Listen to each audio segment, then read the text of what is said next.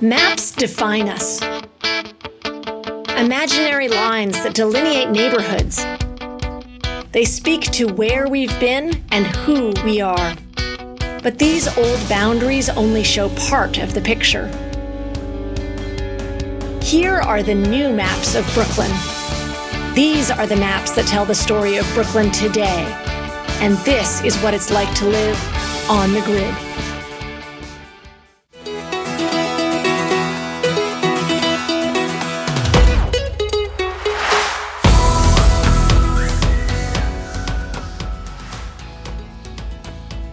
Hi, I'm Zephyr Teachout, and we are on the grid.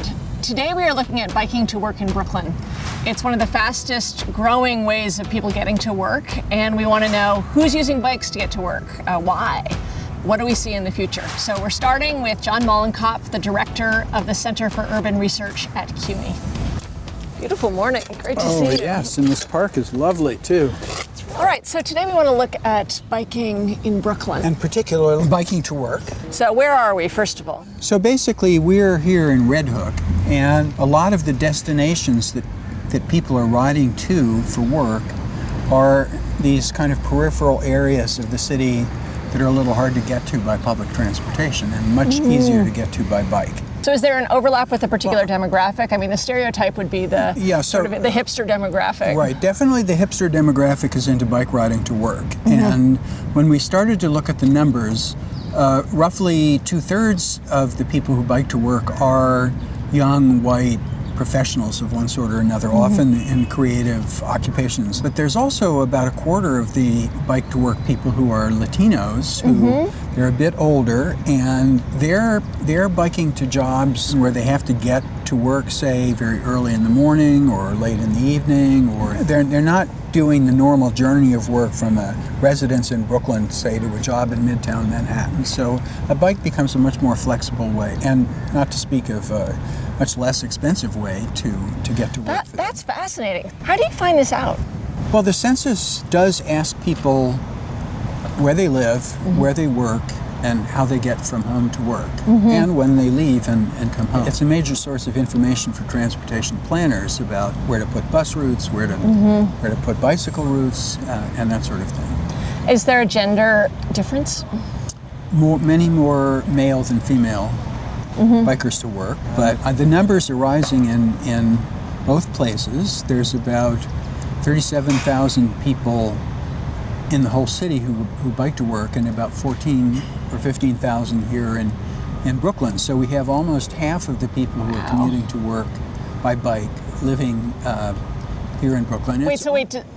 That means that then Brooklyn is the biking borough, is that fair to say? I think that's fair to say. Okay. How is this different than 10 years ago, 20 years ago? Well, the very first bike lanes in New York City were attempted in the Koch administration back in the 80s, but there was a big outcry from merchants who felt that people couldn't park, they couldn't get deliveries, and then the mayor, ripped out the protective barriers. But gradually since then, we've gotten more and more bike lanes, and more people have been both riding recreationally and for work. And then finally, in the last few years, we've gotten City Bike. In that sense, we're really following other cities, and particularly European cities, that are way, way ahead of us in terms of bikes as an important mode of transportation. What percentage of working Brooklynites use bikes to get to work? A little over 1%. How does that compare to, say, European cities that might have... Well, I spent a lot of time in both Amsterdam and Berlin. And Amsterdam, I don't know the exact number, but I wouldn't be surprised if it's 30% of people riding their bikes to work. Yeah. Amsterdam is a premier city of biking in general, and it's considered completely normal.